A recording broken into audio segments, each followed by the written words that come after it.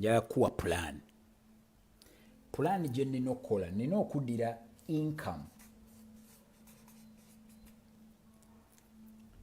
income wange nkwateko portion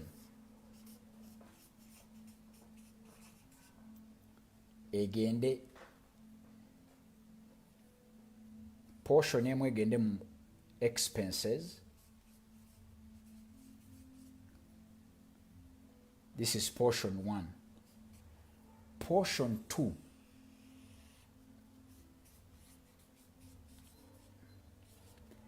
erina okugenda mu assets. Assets zino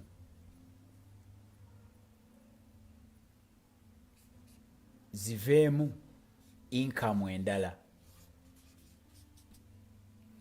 Bwe zigeza ne zivaamu income kitegeeza nti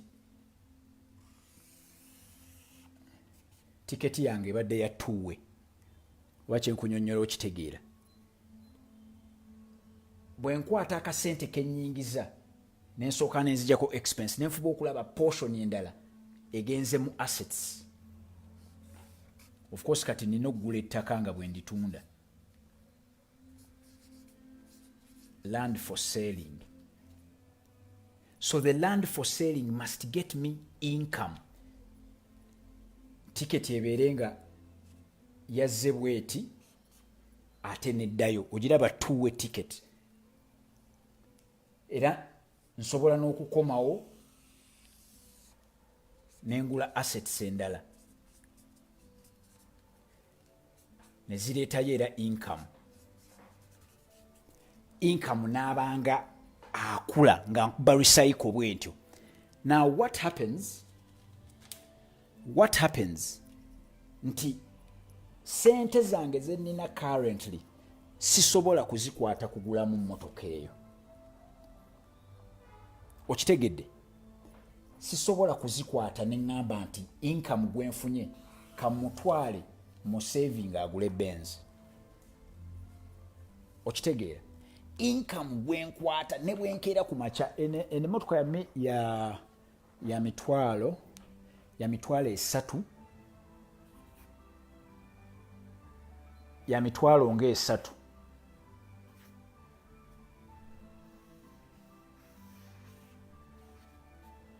ya mitwalo 3 eja pound. Mitwalo 3 eja pound ze milioni za Uganda 10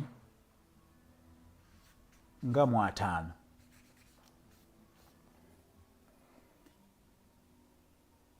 Milioni za Uganda 10,5. Kati waliwo abazikwata nga talina assets nazisindika nazigula mu Mercedes-Benz S-Class 200 2017 AMG model ne zibeera nga zonna zigenze mu one way. Naye bwe nzikwata nzijjako portion ya expenditure nenfuba okulaba nga portion endala egenze mu assets